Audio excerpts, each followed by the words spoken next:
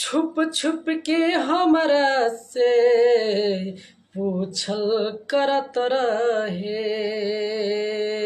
कि दूसरा से सुनली दूसरा के कहल करत रहे कि अर जहरिया जमाना के हर ताना भइल बा कि जहरिया जमाना के अर ताना भइल बा असनम दोसरा के दीवाना भइल बा सनम दोसरा के